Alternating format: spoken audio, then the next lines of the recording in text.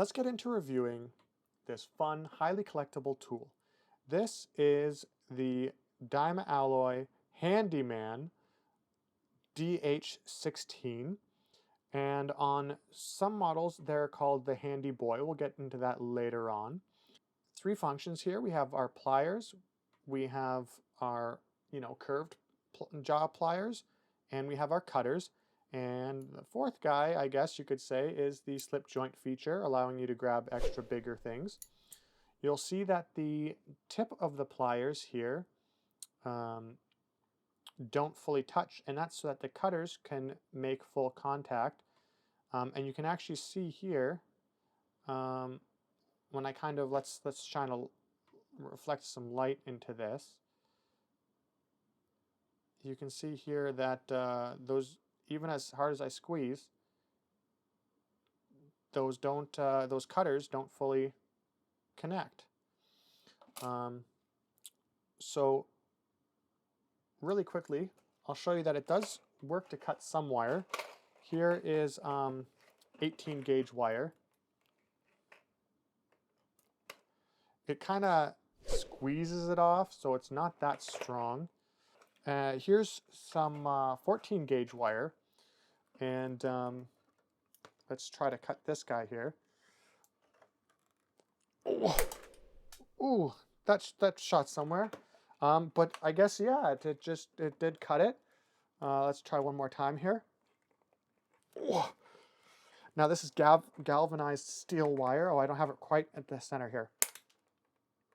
So yeah, that shot somewhere, and I'm never going to find that again. It held up quite well. Both jaws held up quite well. Here is a banana force scale. You can see it's about the same size as a banana. Please subscribe. Now on the other side, the handle side, let's get that out of the way. On the handle side, we have two tools. We have an adjustable style crescent wrench, and we have a flathead screwdriver, or I guess you could use this as a pry bar as well. It's actually really awkward to use these because I have some bolts right here, right? And if I'm trying to grab these guys, okay, and I'm trying to work, this could hit on stuff. So see how it's hitting on that bolt right there? I can't actually fully get it. Now, right here, obviously, I could still make it work, but you're going to find a lot of situations where because this is here, we can't use it. Now, you can separate it like that, but then it's really hard to, like, you can grab it, but you're having the handle, not the handle, the pliers themselves dig into you to get any kind of leverage. So you'd have to kind of like hold them out here to get the leverage, right? But then you see what's happening there. It's really nice when you're using crescent style wrenches to open them up and then close them. So boom, open, close. But like it's so awkward with this here that you can't actually fully get into it unless you use them when they're closed. And then you can close it up.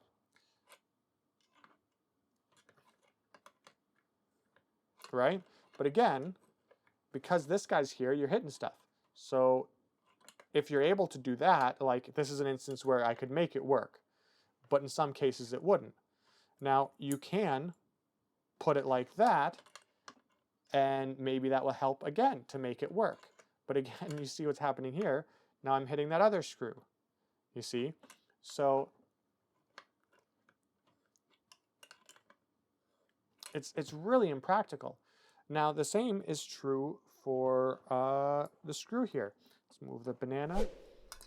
So now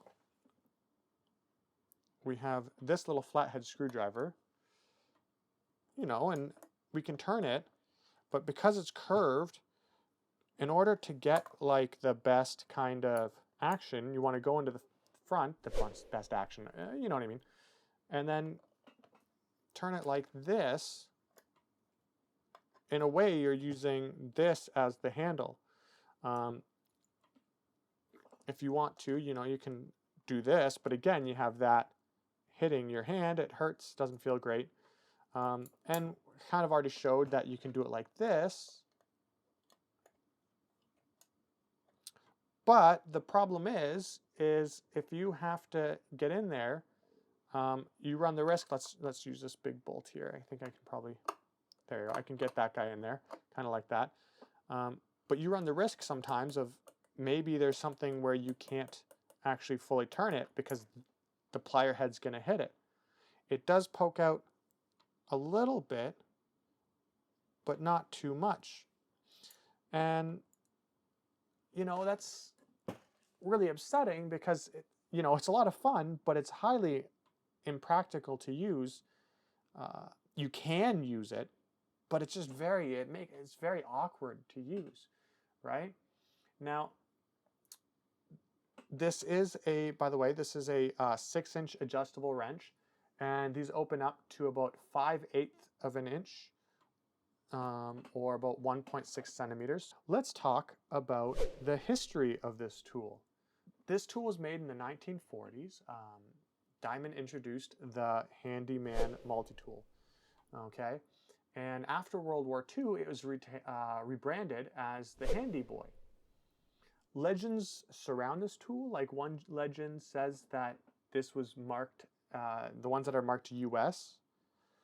So some have, let's show you here. Some have just, it says US, not forged in the USA, but it will say US there. Some legends say that those ones were, quote unquote, made for the military. Another legend says that these were developed for the ski troops in Finland during World War II, which cool, but there's no real like substantiation of those claims. And there seems to be 10 versions made of these Diamalloy Handiman, Handyboy pliers over the year. Here's a photo from someone on the forum papaswrench.com named Bus, I guess. I will link to that thread in the description where he mentions some differences between all 10 of the different kind of styles of these pliers. Yeah, you know, I just realized I kind of didn't really show some of this information very well. So again, here's forged in the USA. Handyman Duluth DH16. And you can see some of the chrome is coming off of mine.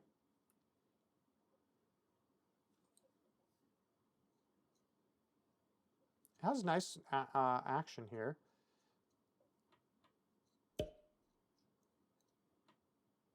Yeah.